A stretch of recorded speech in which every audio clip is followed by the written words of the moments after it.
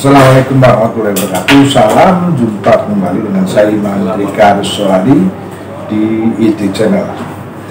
Sahabat, pada kesempatan kali ini saya sedang bersama Pak Muhammad Taufik. Beliau adalah calon dari Partai Keadilan Sejahtera untuk DPRD Kabupaten Bekasi, Dapil 4, Dapil 7 ya? Dapil 7 meliputi Utara, Selatan, Utara, Timur. Utara, Selatan, dan Timur. Nah, saya ingin menggali karena beliau ini saya kenal dengan dekat, orang yang baik, yang punya prestasi di kawasan industri, jadi bukan sembarang orang, dari turunan yang baik-baik, outputnya di kehidupan masyarakat juga baik, terutama di bidang CSR. Jadi saya ingin menggali lebih apa yang memotivasi beliau kemudian memantapkan diri maju sebagai calon legislatif dari Partai PKS. Nah, Pak Taufik. Baik, terima kasih. Assalamualaikum warahmatullahi wabarakatuh. Terima kasih Pak Haji Imam Rika. Pak Raden ini, beliau ini Citra Cirebon. Jadi kita bersyukur ya, orang hebat. Pertama, beliau juga punya beberapa bisnis, punya sebagai investor perusahaan banyak, dan sering berbagi lah. Dan ini kesempatan yang sangat berbahagia kita ketemu dan kita bisa sharing ya. Pertama, saya M. Taufik Hidayat, MTH. Muhammad Taufik Hidayat, melayani Tulus Hati. Jadi ada tagline-nya ini Tulus Hati, karena kita sebagai pelayan ya, orang mau dilayani. Supaya kita berubah lah. Legislatif itu harus melayani, bukan dilayani. Mindset itu harus didengungkan bahwa rakyat itu adalah menjadi prioritas utama. Kemudian apa sih MTH mau dan ingin terlibat atau ingin masuk di dalam legislatif sebagai struktur? Pertama, kalau sudah masuk struktur berarti kan tahu kebijakan, tahu prosedur, tahu lebih luas tentang keberadaan baik demografi, geografi, ekonomi, dan lain sebagainya yang ada di Kabupaten Bekasi. Nah, itu hadir. Lewat situ kita hadir, lewat kebijakan, dan kita ikut hadir karena kewenangan ya. Pertama, visi misinya yang pasti ada dua, bahwa kita ini industri terbesar Asia Tenggara. Link and match yang pertama adalah tentang unemployed, jangan sampai ada pengangguran. Kemudian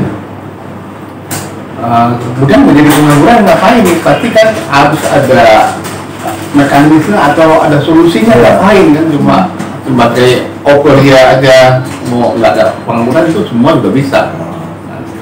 Harusnya link and match antara industri terbesar ini kurang lebih 7.000-8.000 industri ya. Yang terbesarnya kurang lebih 50%. Artinya harus hadir, harusnya link and match. Jadi tidak ada gap antara kebutuhan bekerja dengan perusahaan.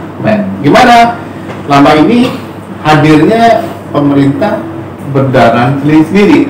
Pemerintah, industri, bahkan industri dianggap semuanya tuh apa ya? Semua punya, padahal industri kan semua ada batasan. Pemerintah juga terbatas, apalagi masyarakat harus hadir. Kalau di teori itu harus pentahelix, ada unsur-unsur pemerintah, government ya, swasta, ya, private, kemudian ada masyarakat sendiri sebagai user penerima, kemudian itu ada akademisi dan ada media nih, seperti Pak Haji Imam ini yang mau sosialisasi ke masyarakat supaya paham di permendak itu. Kalau 5 pilar tadi pentahelix itu berlangsung, mekanisme dibuat, kemudian semua hadir, insya Allah semua masuk ke sana sebagai user industri.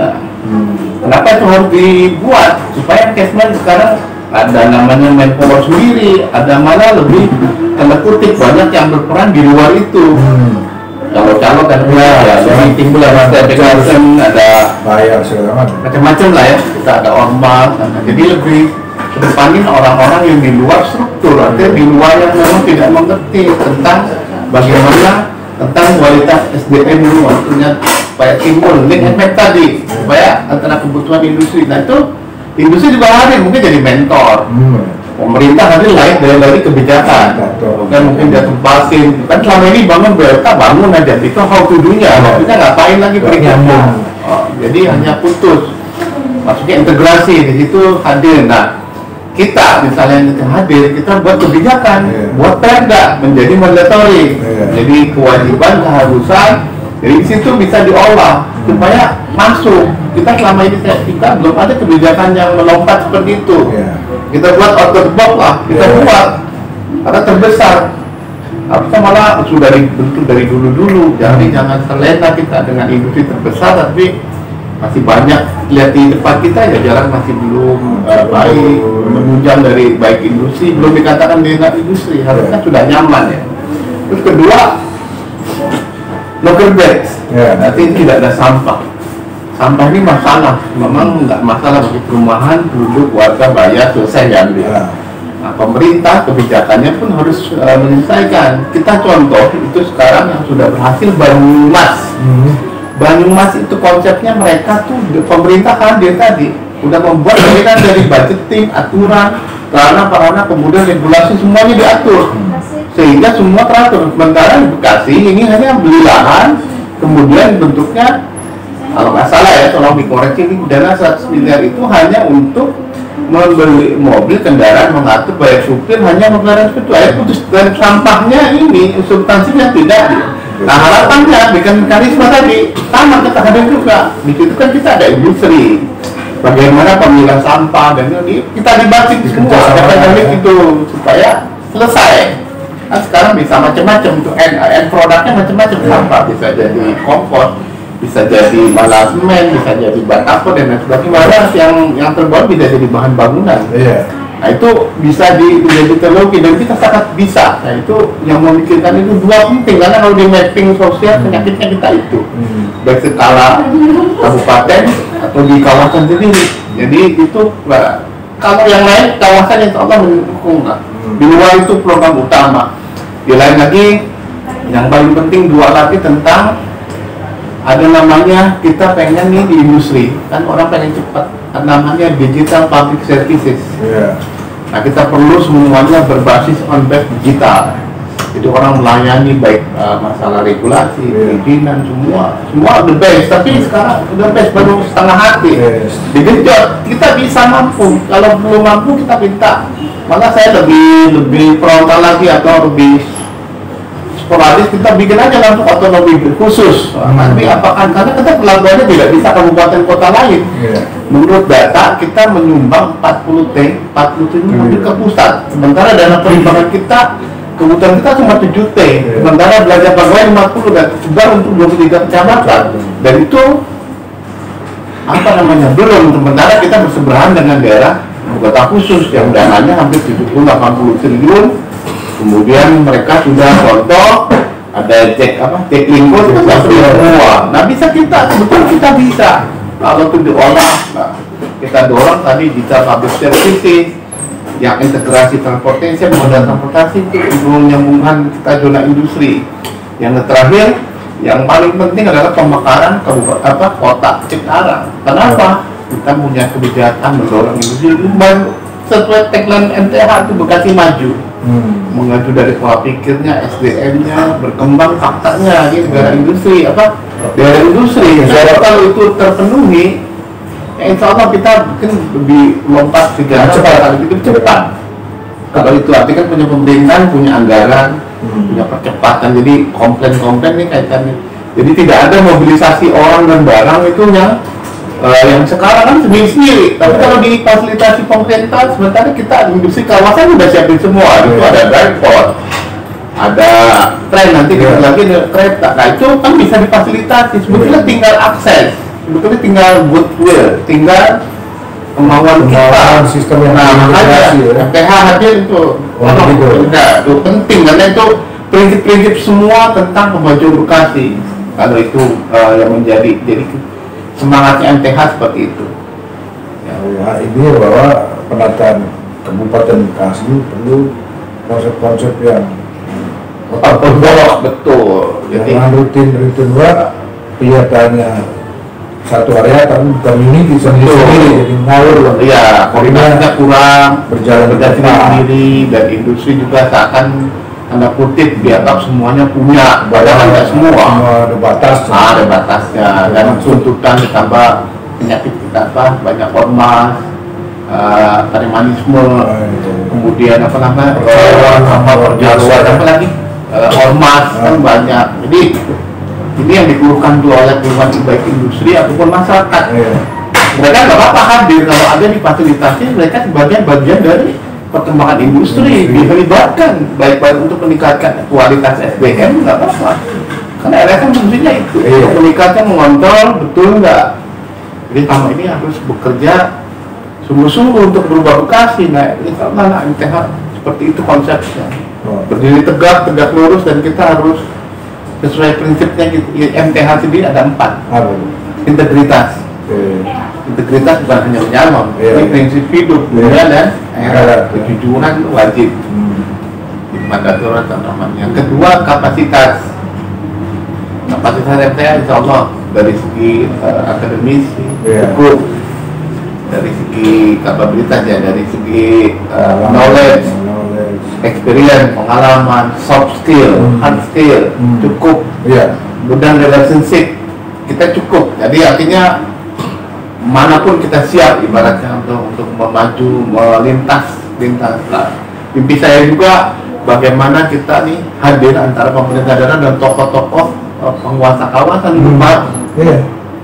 supaya mereka mau duduk bareng mengangkat. Lama ini kan kawasan taunya ke pusat, sementara daerahnya nih. Nah, daerah pun kadang menunggu, pasif, harusnya lebih proaktif. Datang kalau perlu, nggak semua datang, jawab apa kebutuhannya. Ya kalau mau baik, jadi kita tidak ada tidak ada tertutupi, transparan. Di publik disampaikan atau diundang dalam rapat formal, rapat dengan pendapat di dewan apa mau industri. Jadi bareng tadi yang solusi-solusi yang komprehensif, yang holistik, yang integrasi ya. Jadi semuanya tadi integrasi. Integritas MTH sendiri, kedua kapasitas, ketiga elektabilitas. Elektabilitas MTH udah diukur, berarti kan selama ini memang sudah melayani masyarakat, selama ini sudah hampir semua dilakukan di kawasan. Jadi sudah memang MTH hampir beririsan dengan CSR sama. Dan CSR itu bukan berarti semuanya ngasih. Perusahaan juga bukan departemen sosial. Kebaliknya pemerintah juga rakyat atau kemudian balik lagi tadi tadi hadir. Jadi konsepnya CSR pemberdayaan, bukan bareng-bareng. Insya Allah ya charity aja. Jadi tunggal, kemudian ada beberapa orang minta CSR, yang mana duit ya? Kan nggak kemana itu. Jadi harus jelas, terukur. Perusahaan juga kan ibaratnya ada budgeting, harus terukur apa yang kamu lakukan, kemudian apa, how, what, who, siapa, when, what, dan segala macam yang itu harus dipertanggungjawabkan dari segi secara ilmu, secara aturan, secara regulasi, dan itu harus dilakukan. Kalau tidak, kita akan begini-gini aja, dan perlu lompatan kan. MTH punya pikirannya luar biasa kan. Jadi kita jangan standar lah. Kalau standar jangan jadi dewan. Kita harus fight untuk perubahan ini. Tentunya ya harus, karena negara kita demokrasi, harus jadi jadi ikut serta peran utama sebagai aktor utama untuk menggerakkan, dan harus didukung masyarakat karena untuk kebaikan ya. Dan ini untuk kalau sudah insya Allah lompat, nggak usah sebentar lagi acara tidak ada lagi pengangguran. Semuanya kalau dilayani pemerintah baik atau masyarakat, kalau itu dilakukan, insya Allah lah kita mungkin dapat terbaik kan. Selama ini juga dibantu. Ada kemungkinan juga nanti selain dari kita dorong pemerintah daerah kabupaten ini mendorong pemekaran kota Cikarang, juga kita minta dana perimbangan yang kami PAD berikan itu 40T, nggak usah 10% aja bisa sejalan. Karena kita hanya separuh 5,3-4 triliun sementara untuk kebutuhan untuk 23 kecamatan ya kan sangat jauh, nggak cukup. DKI aja udah hampir 10 kali lipat dari Bekasi, artinya mereka wilayah ujung wilayahnya pun separuh Bekasi, artinya mereka dari segi wilayah, tempat, budgeting cukup semua, memang tidak bisa dikomparasi antara kabupaten dengan kabupaten ibu kota pasti enggak, tapi minimal kita mendekati karena kita sebagai wilayah industri terbesar se-Asia Tenggara harusnya itu menjadi priority ya, dan jadi atensi pemerintah pusat, daerah, dan juga mungkin provinsi, hingga ini kita berkembang. Tidak lagi didengar ada pengangguran, harusnya begitu ya.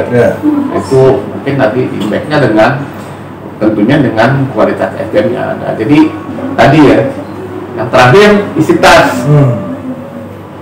Isi tas saya orang biasa, kemudian bukan pengusaha, saya orang berangkat dari orang bawah, profesional, dan memang saya di karir sosial mulai dari RT, RW, pengurus forum, kemudian saya ada beberapa, ada Porkami, ada KPP, ada Sosialis, ada Atrek, beberapa asosiasi yang kemudian ada beberapa pembina yayasan sekolah-sekolah, dan itu semuanya nirlaba, sosial, Rp0 dan tidak memang khusus melatih masyarakat. Jadi kalau MTH sudah terbiasa dengan untuk melayani seperti itu.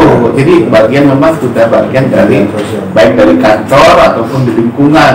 Jadi kalau yang itu pemecahannya, karena yang menjadi titik prinsip dasar dari pembangunan bagaimana membangun tentang perkembangan indeks pertumbuhan manusia orangnya supaya kita berkembang, banyak seperti itu. Itu paling penting, itu aja. Dan terakhir kita punya prinsip 4 juga. Karena tadi nomornya 4, prinsip lagi tadi kan integritas 4 as tadi. Ada lagi 4 tangan. Pertama, kita yakini bahwa di dunia ini sudah dicatat dalam Allah namanya garis tangan. Kita yakin kalau Allah sudah berkehendak jadi ya jadi. Dengan cara ikhtiar, berdoa, sholat malam, segala macam, kita bergantung sama Allah ya. Selain dari ikhtiar manusia yang seperti ini, komunikasi, koordinasi, berkenalan, silaturahmi, kolaborasi dan sebagainya, itu salah satu upaya ya. Kedua, setelah garis tangan, kita namanya buah tangan. Buah tangan berarti kita sudah menghasilkan apa yang sudah dilakukan. Berarti kan tidak selamanya harus memberi uang kan. Apa yang sudah kita lakukan itu rezeki, bagian rezeki ya. Garis tangan, buah tangan. Kemudian ada namanya campur tangan. Garis tangan tadi ya. Kemudian buah tangan buat prestasi. Kemudian campur tangan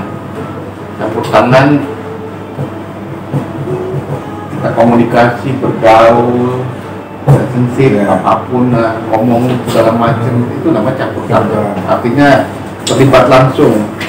Dan terakhir kalau sudah jadi tanda tangan. Tanda tangan artinya kita bisa menghasilkan perda bersama-sama. Apalagi susu jadi eksekutif, jadi bupati, punya kewenangan. Karena pengalaman yang sudah, misalnya ada tokoh masyarakat 100 tokoh ulama, orang-orang baik, belum tentu bisa merubah situasi. Kalau tanda tangan pemimpin daerah, tanda tangan tutup. Konsep-konsep itu harus dilakukan tadi. Dari 4 as, 4 garis tangan tadi, kemudian 2 tadi unemployed dan no-perfect, kota Cikarang, digital public service, itulah pola-pola yang akan dipikirkan oleh MTH ke depan. Dan kita fight, kita effortnya harus betul-betul full lah ya. Supaya untuk berubah itu, biar kita maju, jangan gini-gini baik, jangan cuma tuntutan banyak tapi tidak berbuat apa-apa. Itu loh, Haji Imam. Oke, saya kira itu tadi wawancara dengan Pak Muhammad Taufik selaku caleg dari Partai Keadilan Sejahtera untuk DPRD Kabupaten Bekasi dari Dapil 7.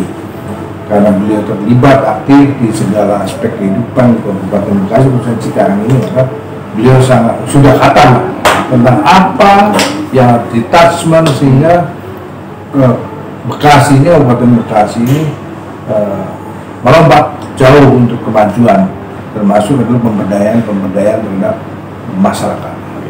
Sampai di sini dulu wawancara kita. Assalamualaikum warahmatullahi wabarakatuh. Waalaikumsalam.